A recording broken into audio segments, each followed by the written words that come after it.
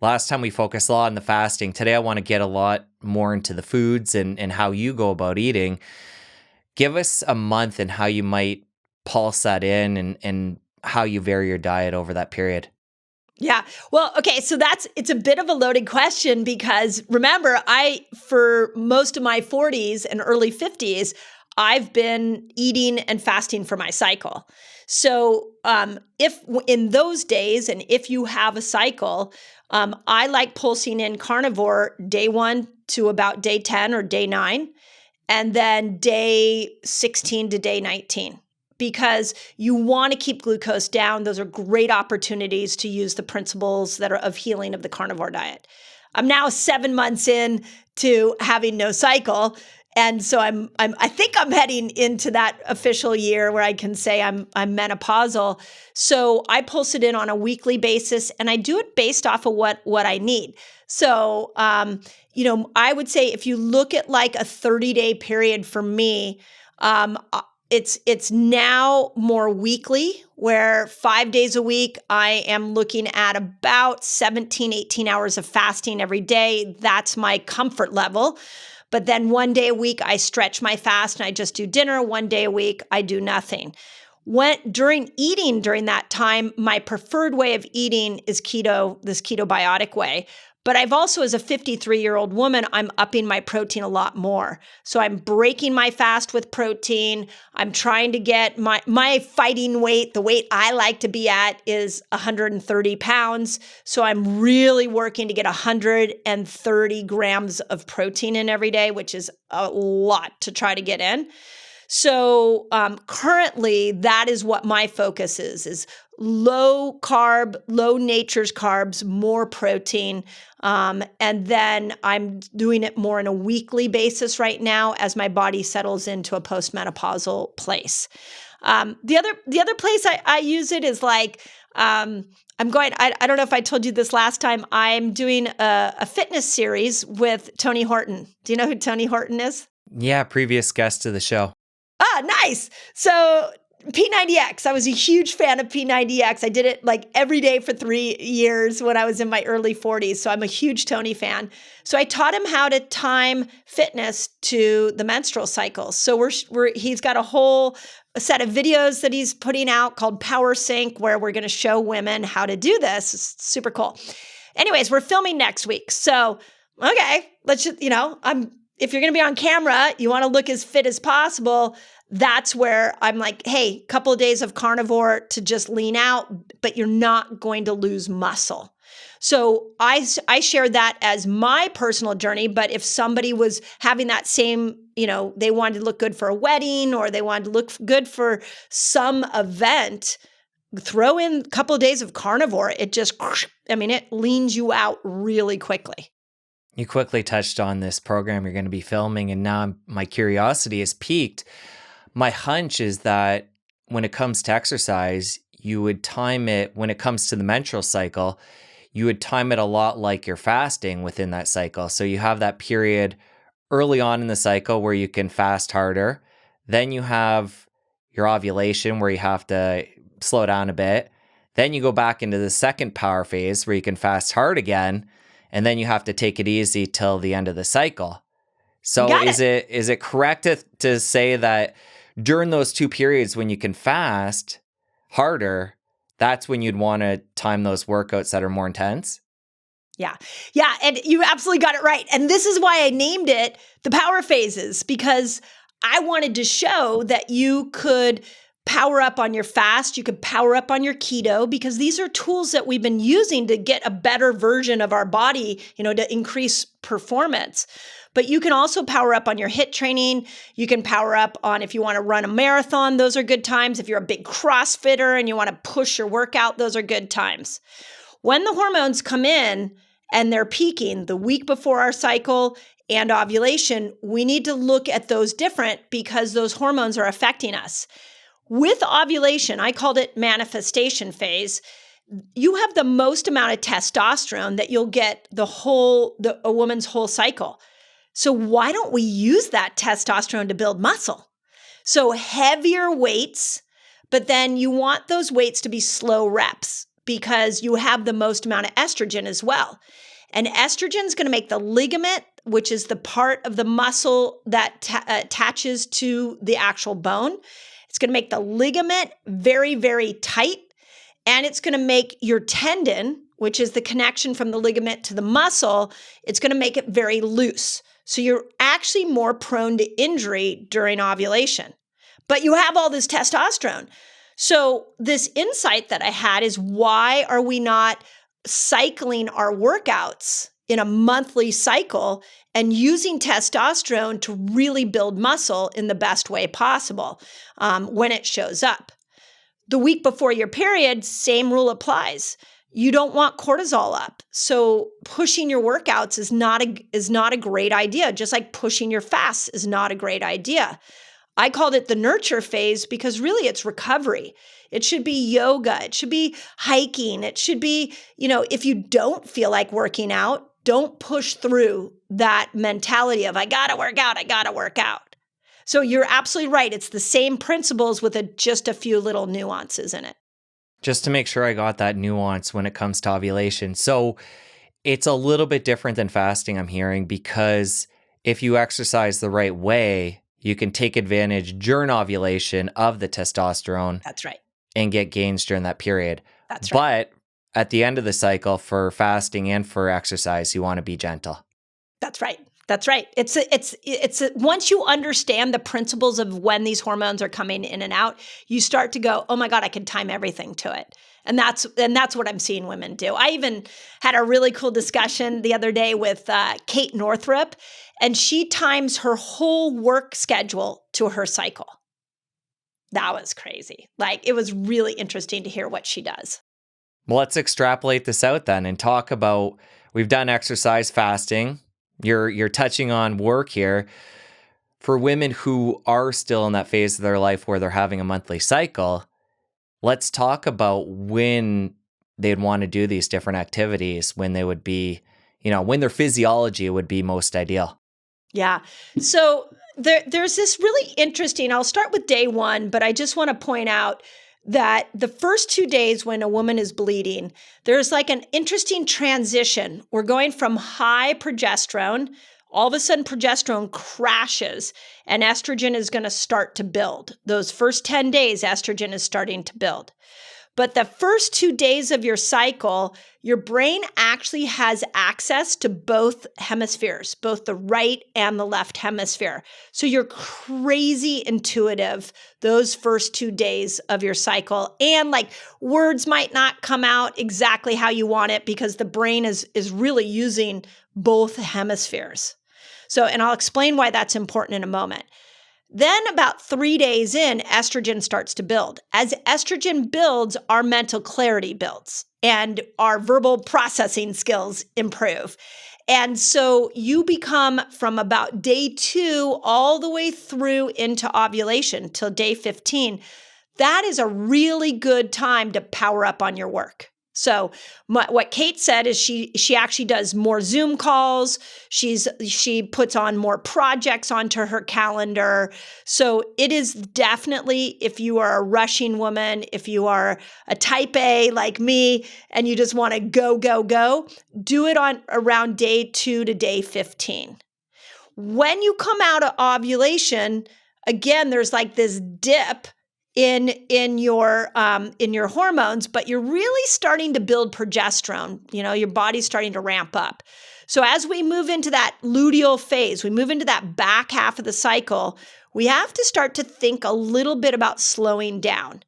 Now, it's not as important until you get to about day 19, day 20.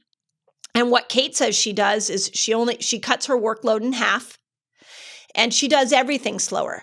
She spends a little more time in the morning in her meditation and her morning work. She talked about how even when she walks her kids to school, she walks a little slower.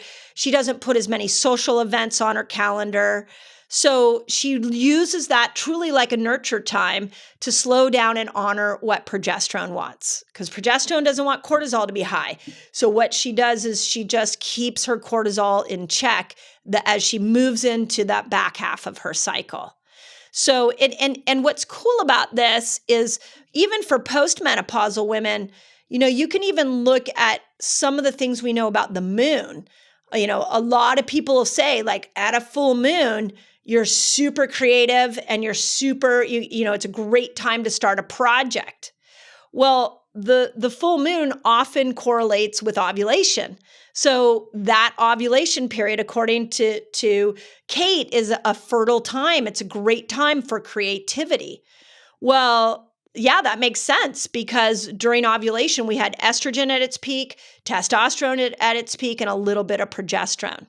So, you really, if you're listening to this the first time and you're like, what the hell is she saying? Hang with me, because the more you understand that the way a woman's body works is very ebb and flow. And so our workload should ebb and flow. Our workout should ebb and flow. Our fast should ebb and flow. Everything should ebb and flow with these hormones. And once you learn the dance for yourself, it becomes much easier.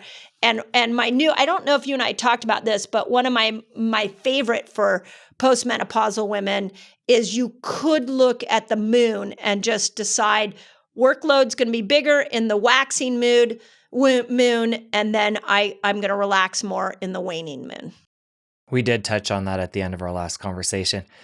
So a lot of fascinating stuff here, and it brings up a couple different thoughts for me. One being that for women, unfortunately, this information isn't being taught on a grand scale. And there's two different layers. First of all, you have to get the information listening to something like this, and it's not being talked about a lot. And then secondarily, for a lot of women, they're working 9-to-5 jobs. And even if they are tuned into what we're talking about, their schedule, because of the way society's set up these days, isn't going to allow them to have variation in their days throughout the month. So it's like, okay, great. Now I know this, but I have the same grind every day at work when I go to the office. So I feel for women, and hopefully we're doing a good job here of at least tuning them into this information. And over time, as it becomes more widely known, hopefully employers can take this into consideration and how they have women working with them and embrace this nuance in this dance. That's my hope, is that we've got to start the conversation. So if you're a woman listening to this and you're like, what? And you can't even wrap your head around it, keep learning, because as more of us come together and talk about this, then we're going to find a pattern that works. And a couple of things that I love that Kate said is, again, she does everything slow that week before. So if work demands are really, really high, don't pair a high work demand with a marathon the week before your period. Like those two are not going to fit together. Or start a new diet, or maybe you're going to party like a rock star on the weekend. Like those are not good habits to pair together if work is really high. You're going to have to really protect your downtime. You're going to have to create more space in your schedule in between the stress that week before your period. Second thing is that I love this idea. We talked, and this was an interview we did on my Resetter podcast. She said, we live in this culture where we're so programmed to answer everybody right away when they email us, when they message us on social media. She's like, if it's day 22 or day 23, could you just say to some emails like, hey, I'll get back to you, or say to some people, I'll get back to you in 48 hours. Like we don't always have to be in that instant satisfaction rush mode. So I think there's little nuances for the modern woman that we can take into consideration. And to your point, how can we integrate this from a corporate level? And I think it's just really understanding women's hormonal needs. And what I love about this idea is that let's say you're a CEO of a company and you're listening to this and you're like, wait a second, I could never allow the women in my 1,000 people in my corporation to slow down the week before their periods. What I'm saying is, let's teach women how to nurture themselves that week and see where they can slow down. But what you're going to notice is if you honor that week before her period, you're going to get a more productive woman at the other times of your cycle. But what we're doing right now is we're just having women push on through every day of the month, and that's destroying her hormones. And now you've got PCOS, you've got infertility, you have mood disorders, you have menopause, perimenopause, like all these you have hormonal cancers. All of these like issues are coming to the surface for women because we're not honoring and learning how to teach a woman to ebb and flow with her hormones. And I think another layer to this too is knowing what is actually replenishing as a woman or as a man who wants to do self-care, because a lot of these biohacks in the health and wellness space, whether it be to go in the sauna, go into an ice bath, go to a spin class, whatever people are doing as self-care, if they're in a position of that cycle as a woman who's cycling, or just, a man or woman who's at any point in their life who is burnt out, and they're using these things as a way to replenish, they may be further layering on to the stress that while they're thinking they're doing something good for their body, they're actually depleting. So we need to redefine what self-care is and what's actually replenishing to the body. Oh my God, this is such a good point. Thank you for stating this, because I'm watching all these people jump into cold plunges. And the first thing I thought was like, how should a woman do that?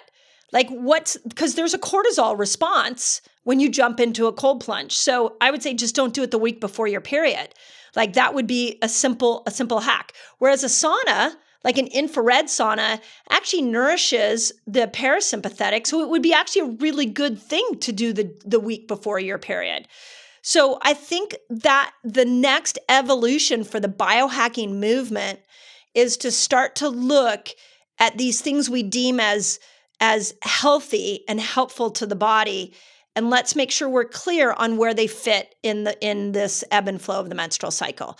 And it's really, it's one of the things that I see that I do not like in the biohacking movement is that we just say, this is amazing, this is the science, and then we leave women's hormonal ebbs and flows out of that conversation.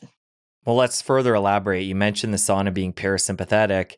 What are some of the other things that somebody tuning in right now who wants to have more of that balance in their life, what are some things that they can do that actually calm the system? Yeah. Well, infrared saunas are my favorite. You really prime the parasympathetic nervous system. And let's talk about that system for a moment, because I believe that one of the reasons that fasting has worked so well is it's primed this metabolic switch where you can go from sugar burner to fat burner. And so we're using a switch we weren't using before. But there's another switch, and it's your nervous system switch. And you should be going from sympathetic to parasympathetic. And if you aren't and that can be timed to your cycle. Power phases, you can go sympathetic. Nurture phase, you want to go more parasympathetic, and manifestation, ovulation time, you want to go more parasympathetic. So same concept. So now let's look at the tools that we have. Infrared sauna is a parasympathetic primer. It is phenomenal to do at ovulation and the week before your period. Fabulous. Whereas, like I said, cold plunges, although long-term it resets your dopamine system, long-term it has a really good effect on your parasympathetic nervous system. In the moment, it is a sympathetic trigger. And I'll use myself as an example. A couple weeks ago, I was at a retreat. And we were in not an infrared sauna, we were in just one of those outdoor saunas, which is probably more sympathetic driven. I got into that. It was really hot. I was sweating like crazy, and my heart started pounding. And then I went into the cold plunge, and then my heart started pounding more. I got out of the cold plunge. I was dizzy. I had a glucose monitor on, and I saw that my glucose spiked in that whole experience. That was a sympathetic response. Now, I'm moving into menopause, so I don't have a cycle to time to, but it was insight. As a menopausal woman, I'm trying to preserve progesterone. And so the next day, I opted out of both of those things. I was like, you know what? That was too taxing to my nervous system, that I had this really hard heart palpitation, blood sugar goes up. That wasn't right for me. Now, did I want to do it the next day? Of course. Like, I was euphoric when I got out and all the dopamine hits that you get, but I tapped into what my nervous system needed and said, I think I'm already stuck in sympathetic. I need to avoid that so I don't get locked in this fight or flight nervous system. And I think part of the challenge too is that so many things in day-to-day life are sympathetic, whether it be the That's go, right. go, go with work and, taking care of kids and taking kids to different activities. And there is so much going on. You talked about being connected with email, and like there's so much happening that brings us into this system where we're go, go, go and activated, that if we're doing these things, again, just tying back to what we're talking about there, where our self-care is also activating us, it leads to this cycle of trouble. Yeah. And I think we really need to pay attention to what you just said. Because just because a health influencer gets up on Instagram and says, this is going to change your life, what I want all women to say is, okay, well, where does that fit into my hormonal picture? Now, if you're perimenopause and postmenopause, you really have to think of progesterone. You're losing progesterone. We've done thousands of Dutch tests in my company, and crazy. I have not seen one woman over 40 with enough progesterone. And a part of that is because we're living in this really intense, rushing woman sort of world, this modern world. So if you know your progesterone's going down, I'm not saying don't cold plunge. I'm saying pulse your cold plunges. Don't do it every day. Pay attention to things like I talked about, where my heart was racing and I went, not the right tool for me today.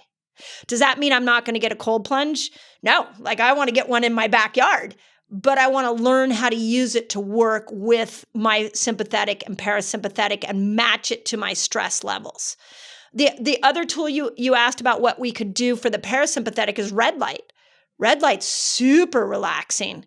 So can we lean into red light that week before our period? Can we lean into red light at ovulation? And if I'm postmenopausal, could I lean into red light at the end of a really stressful day and just put some red light on me to just calm the nervous system down? It's these two opposing pieces of our nervous system and our metabolic system that is the elevation of the conversation around both biohacking and food and fasting. It's really the in and out, and knowing how to time that to whatever your hormonal needs. That is what we should be doing as women. If you enjoyed that clip, press here for the full episode. I'll see you over there. But what we're doing right now is we're just having women push on through every day of the month, and that's destroying her hormones. And now you've got PCOS, you've got infertility, you have mood disorders, you have menopause, perimenopause, like